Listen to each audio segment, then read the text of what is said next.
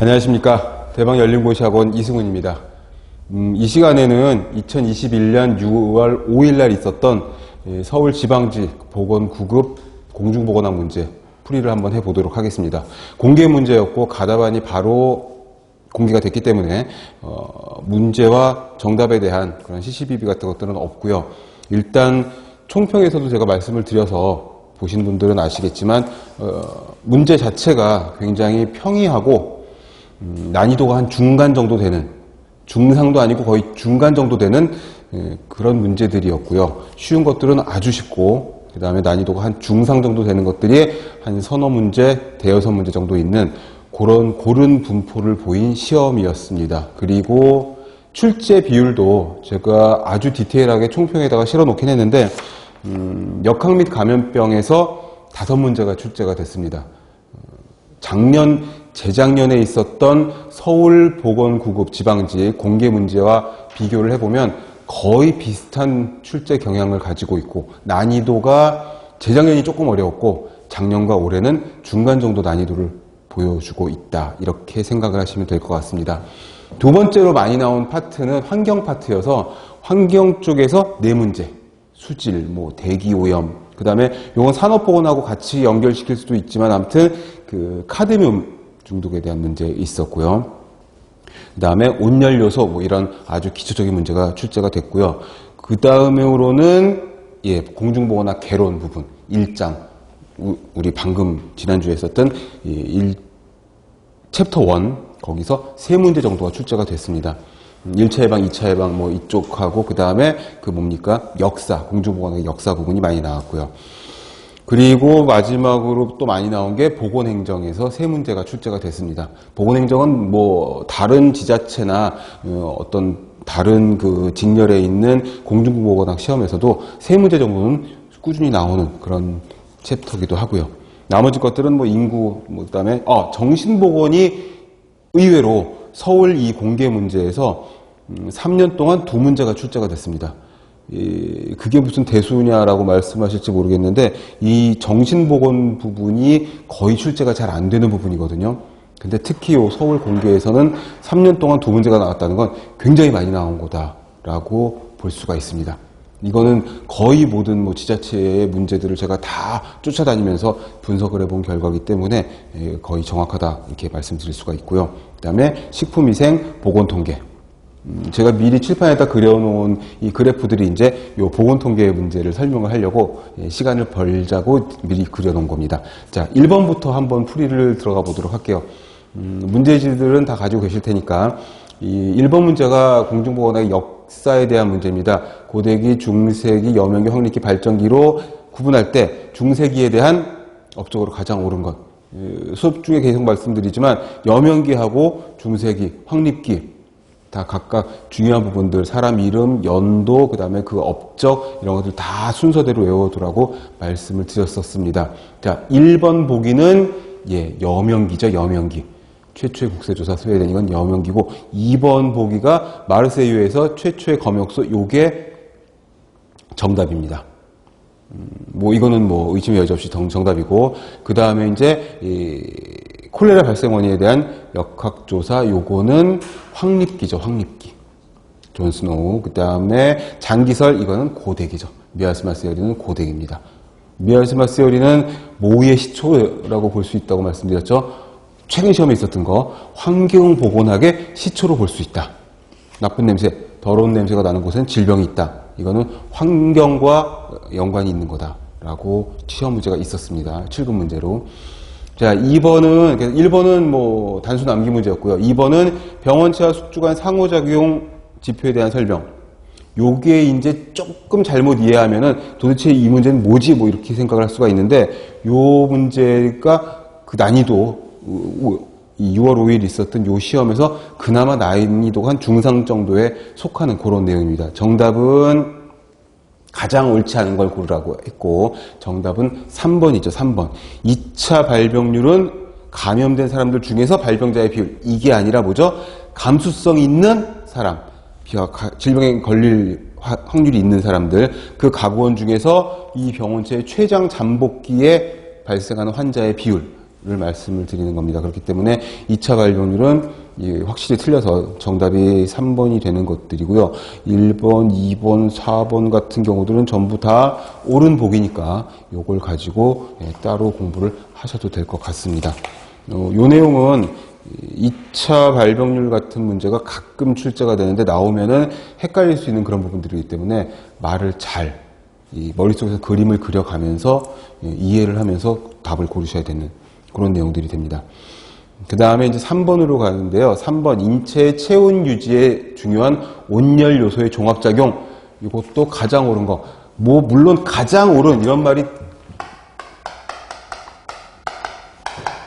뭐냐 하면 결국에는 출제자들이 스스로를 좀 방어하는 그런 수단이거든요. 이의제기나 민원의 소지가 있는 문제가 보기가 있다 하더라도 뭐가 되는 거죠? 이 가장자가 들어가면 최선의 답을 골라라. 시험 보러 가시면 시험지 겉장에 그렇게 써 있어요. 최선의 답을 골라라. 최선 답을 고르는 거다. 이렇게 되어 있거든요.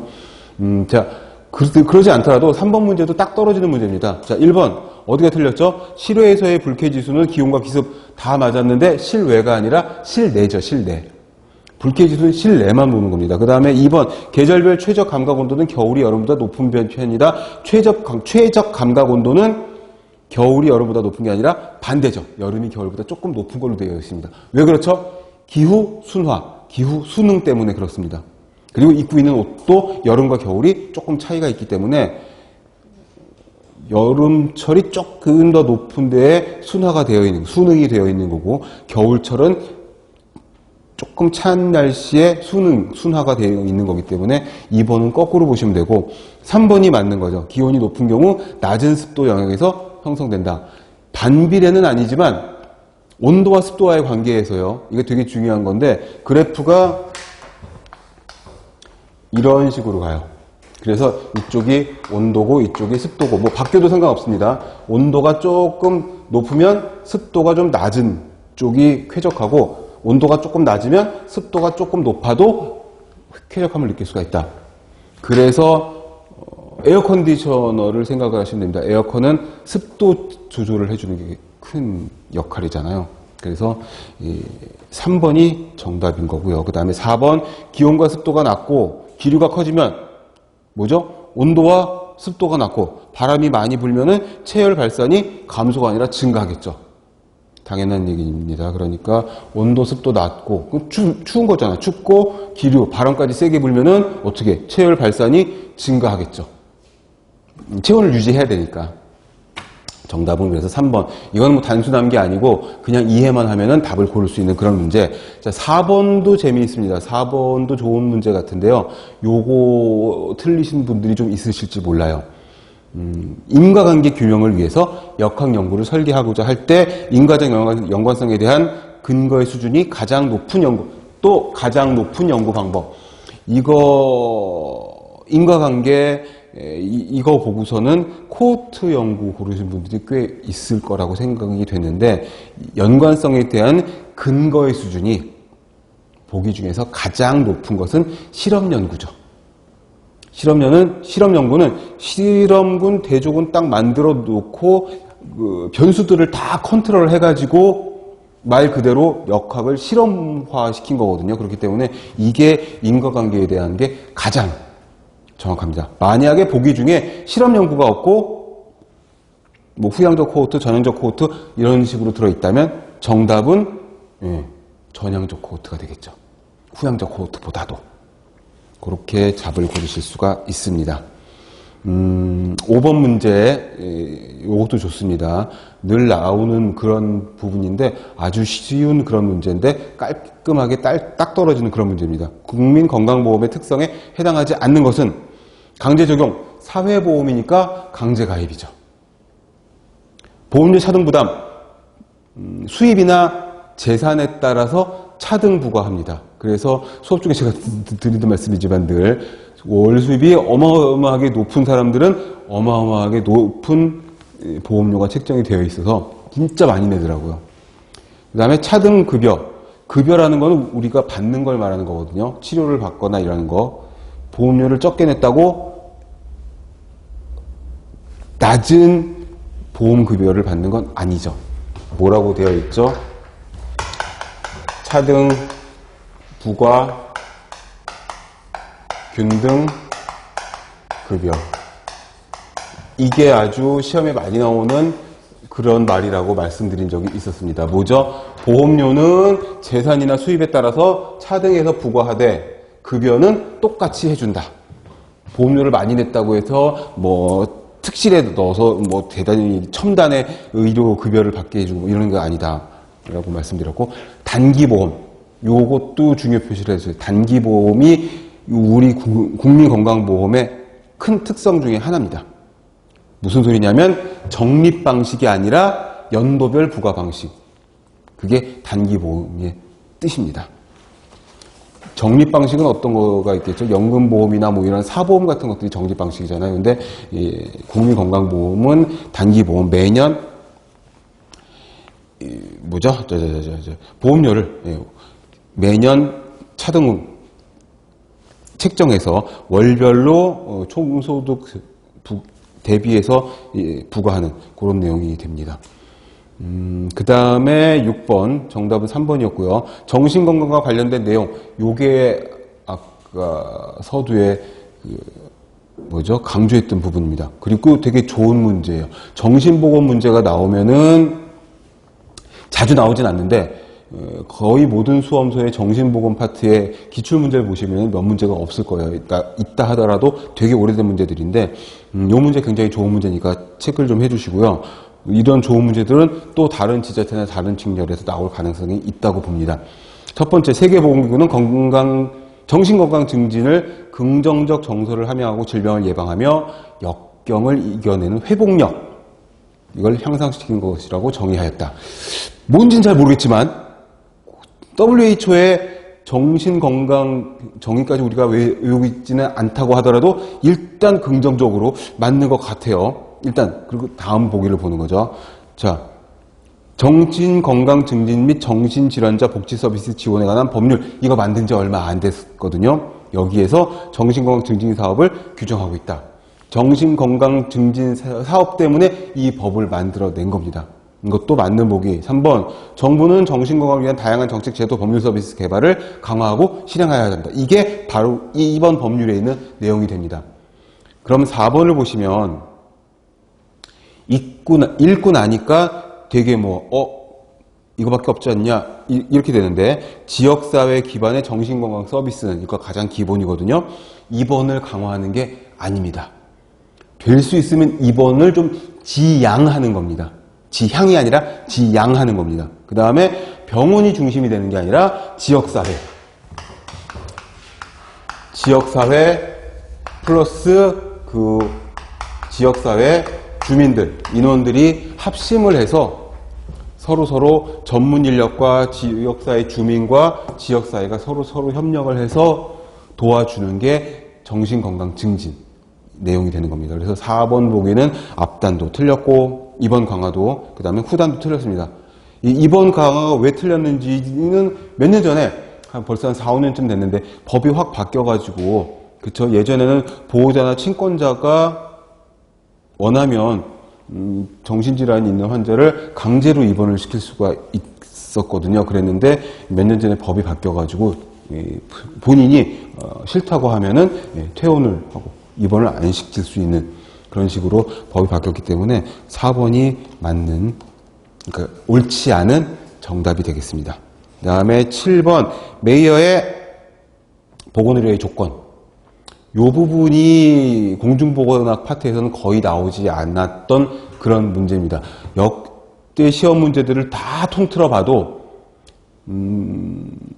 이건 이제 보건행정 쪽 문제여서 요 문제를 공중보건에서 냈다고 하는 거는 요걸 난이도 상 정도로 봐야 되는지.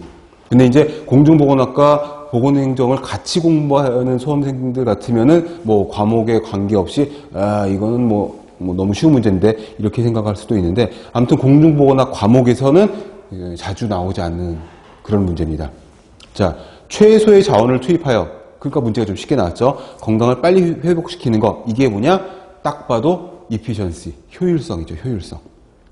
그럼 여기서 메이어의 바람직한 보건의료의 조건을 한번 체크를 하고 넘어가도록 하겠습니다. 첫 번째는 접근성입니다. 접근성.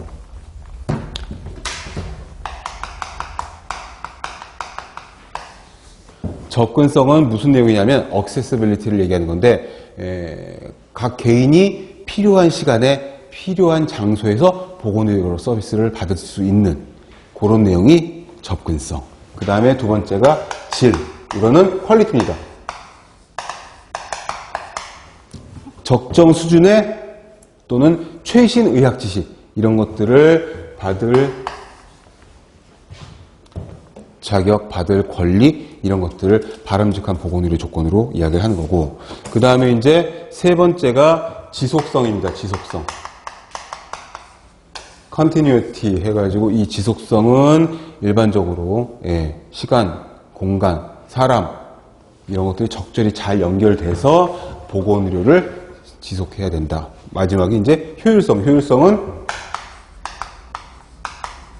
문제에서 나왔다시피 efficiency니까 뭘 말하는 거죠? 최소의 노력과 비용으로 최대의 목적을 달성할 수 있어야 된다. 이렇게 되는 거니까 메이어의 그 바람직한 보건의료의 조건 이 문제를 통해서 한번 정리를 하고 그리고 정답은 효율성이다. 이렇게 체크하시면 될 것 같습니다.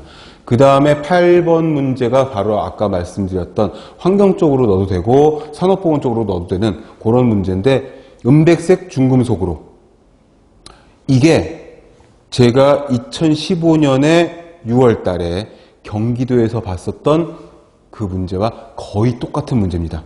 똑같이 박스 안에 힌트를 주고요. 2015년에 어떻게 나왔었냐면 은백색 연질의 독성 금속 물질로서 부식에 강하다. 뭐 구토, 복통, 간 손상, 침부전이 있다. 지단백, 당뇨도 나타난다. 힌트가 조금 좀 어려웠어요. 그 다음에 토양이 오염된 금속 광산 이런 데서 식물과 어패류 동물의 축적이 된다. 그 다음에 폐금속 광산에서 지역 주민들에게 노출될 가능성이 크다. 이게 정답이 카드뮴인데 올해 나왔던 2021년 6월 5일 문제에서는 너무 쉽게 나왔죠. 뭐죠? 만성 중독 시 폐기종, 단백뇨, 뭐죠? 신장장애. 신장장애, 폐기종, 단백뇨. 이게 카드뮴 툭 치면 나오는 그런 조건반사적인 그런 내용이잖아요. 그래서 정답은 4번 카드뮴인데 아주 유사한 문제가 은백색 연질의 중금속 요런 단어로 2015년에 있었다는 거. 그 다음에 정답은 카드뮴 4번이고요. 9번으로 가면 질병 예방적 관점에 따른 보건의료의 분류로 가장 옳은 것은 자, 이거는 정답이 일단 2번입니다. 이거 뭐죠? 우리 바로 지난 시간에 했었던 리베렌 클락의 건강수준과 질병 예방 단계 그거죠. 그래서 보통 크게 2단계로 병원성 이전기와 병원성기 또는 3단계로 1차 예방, 2차 예방, 3차 예방 또는 5단계로 비병원성기, 초기 병원성기, 불연성 감염기, 발연성 감염기, 회복기 이렇게 5가지로 나눌 수도 있었는데 자 여기서 보기 하나씩 보면서 표시를 하죠. 1번 재활치료는 2차 예방에 해당한다. 재활치료는 어디죠? 3차 예방이죠. 네. 사회 복귀, 회복기, 정병기 뭐 이렇게 되는 거고 자 2번 금주사업은 1차 예방이다. 1차 예방은 뭐였죠? 건강 증진이잖아요. 금주 절주로 건강을 높이자. 이게 맞는 보기. 3번 예방접종은 2차 예방에 해당한다. 예방접종은 1차였죠. 1차 중에 뭐였죠? 비병원성기와 초기 병원성기 한 중간쯤에 들어간다라고 말씀을 드렸습니다. 아무튼 1차 예방. 4번 폐암 조기 진단은 조기 진단, 조기 치료. 이거는 2차죠. 2차. 이거는 뭐 너무너무 깔끔하고 쉬운 문제. 그러니까 단순 암기로 풀지 않아도 되는 그런 문제들. 자, 10번. 보기에서 설명하는 인구구조로 가장 옳은 것은 인구보건 문제도 자주 나오지 않는 문제인데 출제가 됐죠. 감소형 구조다. 평균 수명이 높은 선진국이다. 이거는 항아리죠. 항아리. 종형은 어떻게 되죠? 종형은 역시 선진국인데 이건 뭐죠? 출생률과 사망률이 둘 다 낮은 거죠. 그래서 정체 인구가 되는 거고 항아리형이 감소가 되는 겁니다. 그렇게 구분하시면 되겠고 피라미드형은 뭐 다산다사 증가형이죠. 후진국형. 별형은 도시형, 유입형, 스타타입. 다른 말로 성형. 별 성자를 써서 이렇게 볼 수 있고 10번은 그래서 정답이 2번 되시겠습니다. 이런 문제도 굉장히 깔끔하고 좋은 문제로 볼 수가 있고요. 그 다음에 이제 11번 문제는 이건 뭐 넌센스 퀴즈도 아니고 11번 문제도 굉장히 어렵지 않습니다. 물의 pH는 보통 7 전후이다. 자, 일단 패스. 2번. 암모니아성 질소의 검출은 유기성 물질에 오염된 후 시간이 많이 지난 것을 의미한다. 반대죠. 그쵸. 물 속에 있는 유기물질 또는 단백질 또는 단백질이 변형된 암모니아 이런 것들이 처음에 뭐가 되죠? 암모니아성 질소가 되고 그 다음 단계로 아질산성 질소가 되고 그 다음 단계로 질산성 질소가 되는 거죠. 그래서 질산성 질소가 검출되었다고 하면 오염된 지 오래된 물. 암모니아성 질소가 검출됐다는 건 오염 초기, 오염되지 얼마 안 났다는 뜻. 그러니까 거꾸로 된 거. 3번. 물속에 녹아있는 산소량인 용존산소, dissolved oxygen의 약자 DO가 많다는 것은 깨끗한 물이라는 뜻인데 용존산소가 포화에 가깝다는 건 아주 청정한 물인데 그쵸? 오염된 물에서 포화에 가깝다는 거는 맞지 않는 보기. 그 다음에 4번 생물화학적 산소 요구량 BOD죠. BOD와 DO는 서로 반비례 관계에 있고요. 자, BOD가 높다는 것은 유기물이 많다는 것을 의미한다. 2, 3, 4번이 너무나 확실하게 다 틀렸어요. 왜 1번을 잠깐 보류했냐면은 이게 빗물, 강물, 바닷물, 지표면에 지구상에 있는 물들의 pH가 다 조금씩 다르기 때문에 그래서 나머지 보기들을 보고 판단을 하자 이렇게 생각을 한 겁니다. 보통 7 전후이다. 그럼 맞는 보기로. 2, 3, 4번이 너무 확실히 뚜렷하게 틀렸기 때문에 이렇게 보시면 됩니다. 물론 모든 지구상의 물을 전부 다 가져다가 샘플을 가져다가 평균 pH를 체크하면 뭐 7 이쪽 저쪽 7 전후가 나올 수가 있겠죠. 근데 뭐 빗물 다르고 냇물 다르고 지하수 다르고 다 조금씩 차이가 있습니다. 정답은 1번. 12번. 역학적 삼각형 모형으로 설명할 수 있는 질환.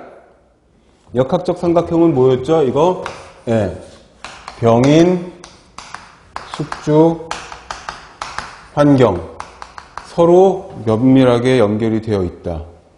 그리고 지렛대 이론으로도 볼 수가 있죠. 환경이 밑에 있고 병인, 숙주를 연결시켜주고 있다. 다 같이 볼 수 있습니다. 고든의 지렛대 이론, 레버스 열이 또는 삼각형 모형. 이 삼각형 모형은 감염병, 전염병을 설명할 때 좋은. 단점은 퇴행성 질환, 만성 질환 이런 것들을 설명하는데 좀 부적절하다 이렇게 볼 수가 있습니다. 정답은 그래서 감염성 질환을 찾으면 되는 거죠. 골절, 콜레라, 고혈압, 폐암 중에 콜레라만이 감염성 질환인 거죠. 골절은 뭐 사고일 거고 고혈압, 폐암 같은 경우에는 이제 퇴행성 질환, 만성 질환 또는 비감염성 질환. 암이 옮지는 않잖아요. 그런 식으로 보시면 되겠습니다. 퇴행성 질환 같은 것들은 일반적으로 거미줄 모형이라든가 이런 것들을 설명을 할 수가 있습니다. 자, 13번 교차비를 구하는 식으로 가장 옳은 것은 뭐냐? 너무너무 표를 친절하게 그려줬습니다. 요즘에 표를 어떻게 그려주죠? 요즘에 시험을 보러 다니신 분들은 보러 다녔다고 하면 좀 뭐하지만 아무튼 이 시험을 보신 분들은 이 역학 파트에서 요 표가 나올 적에 이 표를 되게 나름 좀 뭐라고 하죠?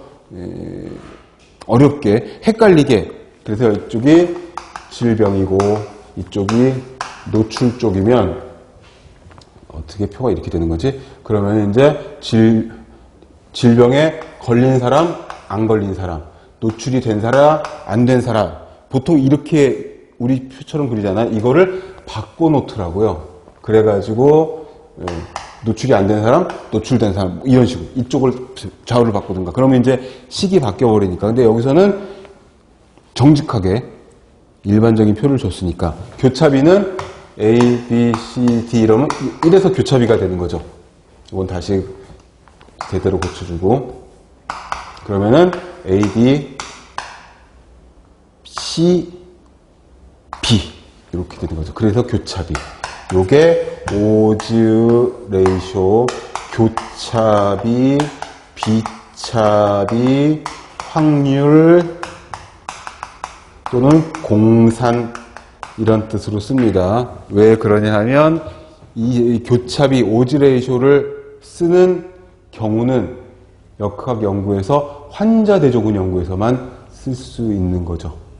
물론 코호트 연구에서 절대 못 쓰는 건 아니지만 코호트 연구에서는 이런 확률 공산을 계산할 필요 없이 정확한 위험도 계산이 되니까 이거는 전체 모집단을 모르는 노출 비노출의 전체 모집단을 모르는 경우에 확률을 구하는 그런 공식이 되겠습니다.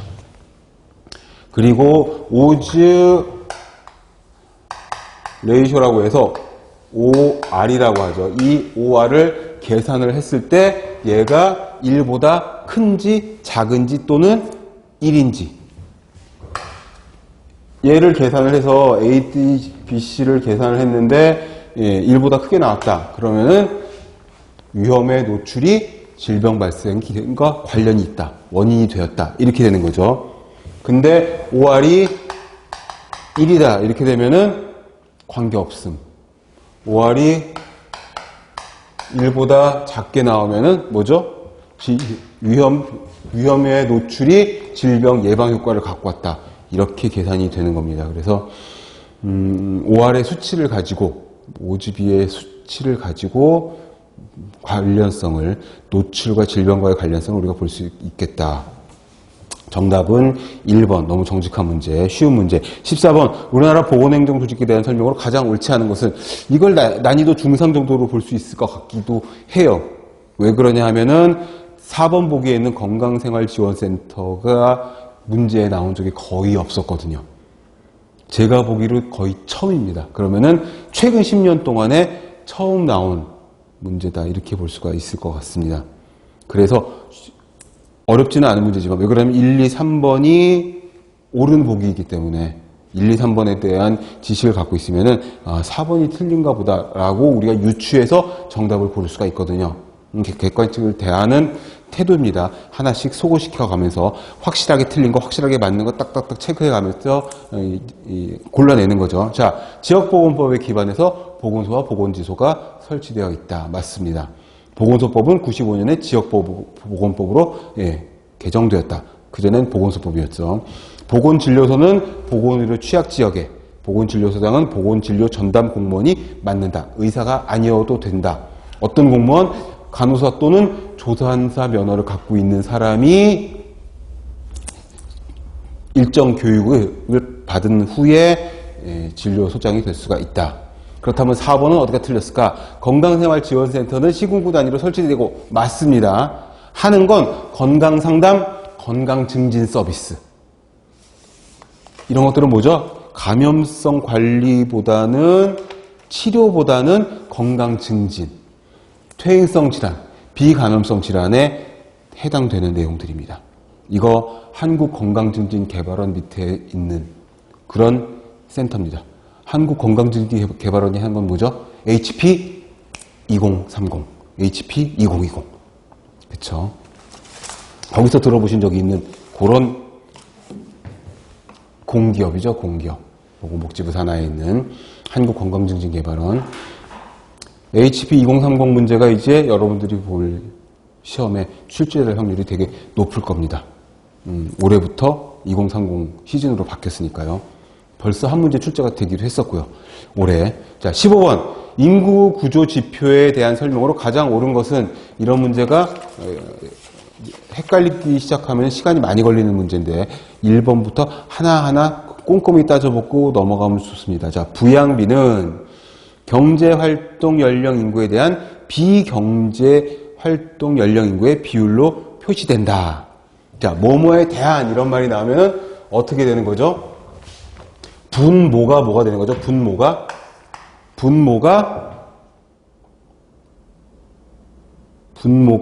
생산 연령이 되는 거죠. 경제활동 연령, 생산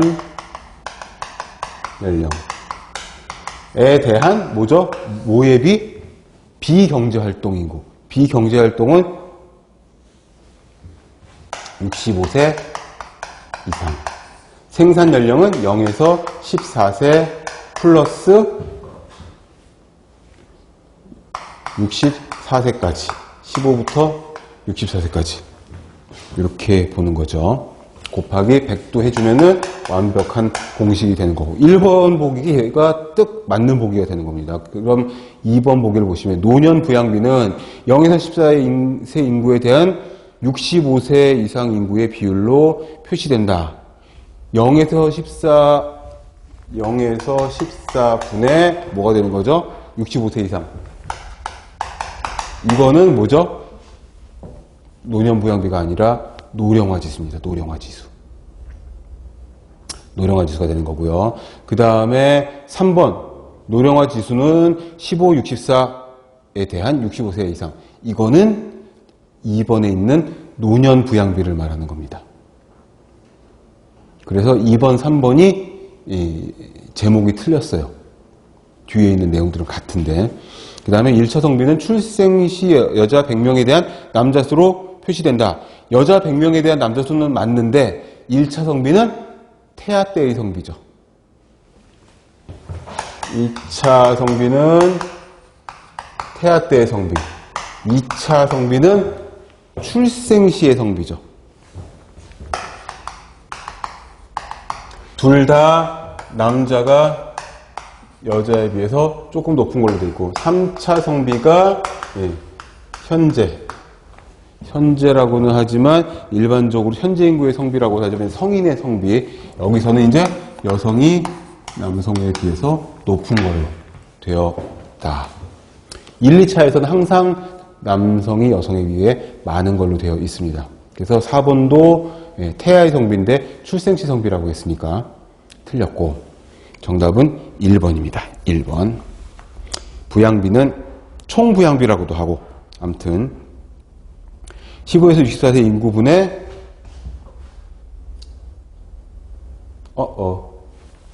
이거를 왜 생산 연령이 이게 아니죠. 이거죠. 이거 0에서 14. 아무도 얘기를 안 하는 거죠. 틀렸는데. 그렇죠. 이런 게 간혹가다 튀어나오니까 잘 보시고 지적을 해주셔야 됩니다. 이걸로 고쳐주세요. 이게 맞는데 그게 1번입니다.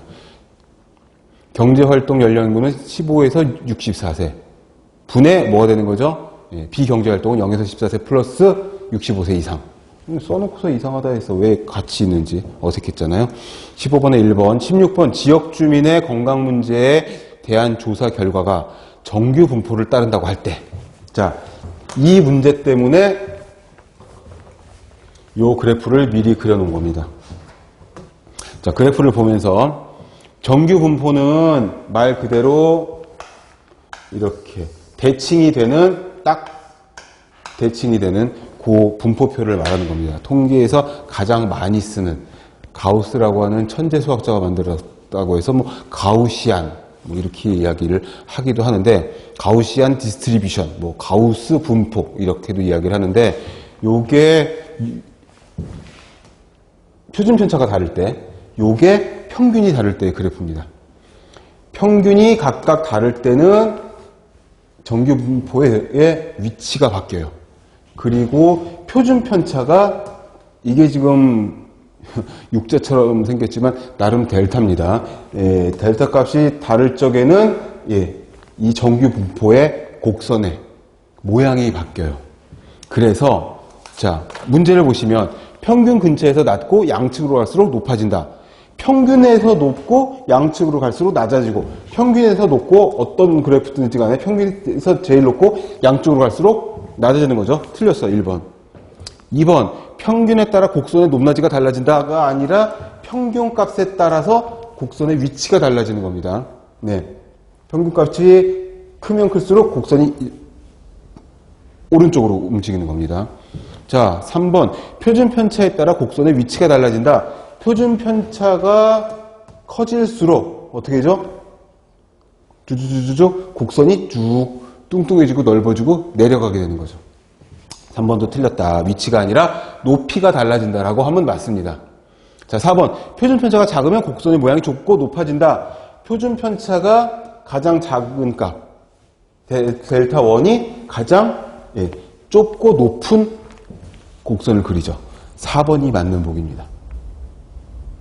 9급 공중보건학에 물론 뭐 7급도 마찬가지지만 공중보건학에서 가끔 출제가 되는 보건통계 쪽 문제들은 이렇게 기본적이고 간단하고 쉬운 것들이 많이 나와서 저도 통계를 두 학기 1년 내내 공부했지만 잘 모르는데 아주 가장 기본적인 용어의 뜻이라든지 이런 정규 분포에 대한 내용 이런 것들만 출제가 되기 때문에 이런 것들을 그때그때 하나씩 챙겨 놓으시면은 보건통계에서 틀리실 일이 아마 없으실 겁니다. 좋은 문제. 여지껏 나왔었던 보건통계 문제 중에서는 난이도가 그래도 굉장히 있는 문제입니다. 이 정도가. 그러니까 이 정도를 푸시면은 나머지는 뭐 되게 쉽겠다. 이렇게 보시면 되겠고요. 그 다음에 정답은 17번 보시면 식중독에 대한 설명으로 가장 옳지 않은 것은 가장이라는 말이 또 들어왔죠. 자, 세균성 식중독은 크게 감염용과 독소용으로 분류된다. 이래서 가장이라는 말을 썼나 봐. 그쵸? 감염용, 독소용 또 뭐 있죠? 감염 독소용 있죠. 클로스트리dium 퍼프린젠스 같은 것들이 감염 독소용인데 일단 보류 2번 대부분의 세균성 식중독은 2차 감염이 거의 없다. 식중독은 옮지 않는 거잖아요. 먹은 애만 아픈 거지. 아픈 애 옆에 있다고 같이 걸리는 건 아니죠. 수인성 감염병, 소화기계 감염병은 2차 감염이 있는 것도 있습니다만 식중독은 아닙니다. 그러니까 맞는 보기. 3번 노로바이러스는 온도, 습도, 영양 성분들이 적정하면 음식물에서 자체 증식이 가능하다. 노로바이러스가 됐건 어떤 바이러스가 됐건 코로나 바이러스가 됐건 뭐가 됐건 간에 바이러스라고 하는 존재는 스스로 자체적으로 증식할 수 있는 애들이 아닙니다. 증식이 안 되는 거죠. 생명체 자체가 아니기 때문에 이게 확실히 너무 많이 틀린 보기입니다. 살아있는 세포 속에서만 증식을 하는 게 바이러스입니다. 정답은 3번. 살모넬라 장염 비브리오는 감염성 식중독 원인균에 해당된다. 맞는 보기. 독소용은 딱 두 개니까 외우기가 쉬웠잖아요. 뭐죠?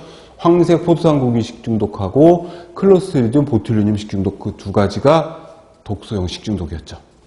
그러면은 17번도 쉽게 3번을 고르실 수가 있었고 그 다음에 18번 이것도 아마 환경정책기본법 시행규칙에 있는 별표를 다 외우고 있을 테니까 1시간 및 8시간 기준치만 있는 거는 오존과 일산화탄소라고 우리가 알 수가 있을 텐데 문제가 공개가 됐고 가다반도 공개가 됐고 아무 문제는 없습니다. 근데 문제에 살짝 에러가 있죠.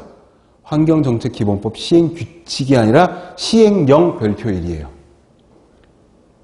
근데 뭐 PDF 파일 다 공개되고 했으니까 이 문제는 오류가 있지만 그래도 우리는 찰떡같이 맞출 수 있는 게 정답은 2번이다. 아황산가스는 연간 24시간 1시간 평균치가 다 있는 거고 그 다음에 초미세먼지 PM2.5 같은 경우에는 연간과 24시간 평균치가 있는 겁니다. 그래서 정답은 2번. 19번 알마타 선언에서 제시한 1차 보건의료 PHC의 필수적인 사업 내용 전문의약품의 공급 아니죠. 가장 기본적인 거잖아요. 그 다음에 직업병 예방의 산업보건 아니죠. 이건 그 가장 기본적이고 가장 필수적이고 통상질환, 통상적인 상해에 대한 그런 치료가 되는 거니까 3번이 맞습니다. 안전한 식수 공급, 기본적인 위생, 필수 의약품 제공 뭐 이런 것들입니다. 희귀질병, 외상, 희귀질병이 아니죠. 정답은 3번. PHC는 자주 나오는 부분이기 때문에 1차 보건의료, 프라이머리 헬스케어, 잘 체크해 주시면 좋겠고, 20번 문제는 서비스죠. 이런 서비스 문제는 0.5초 안에 우리가 풀어야 되는 그런 문제입니다. 아시다시피 인위적으로 항체, 면역 글로불린 이런 것들이 들어가면은 인공 수동입니다. 인공 능동은 뭐죠? 백신이죠. 사백신, 생백신, 톡소이드 이런 것들이고, 그러면은 자연 수동은 엄마에게 받는 모체, 자연 능동은 질병에 걸린 후에 살아남았을 때 내 몸에 생기는 거. 이렇게 되어서 정답은 4번 인공수동 면역이 되고, 문제를 한번 간단하게 쭉 훑어봤는데 아주 난이도가 높다거나 또는 이럴 줄 몰랐어라든가 또는 되게 애매해가지고 이걸까 저걸까 하는 그런 문제는 거의 없는 그런 아주 깔끔한 시험이었고, 우리 학원의 교재 강의를 통해서 거의 95점 이상 취득할 수 있을 거라고 생각이 되는 그런 시험이었습니다. 여기까지 마치겠습니다. 수고하셨습니다.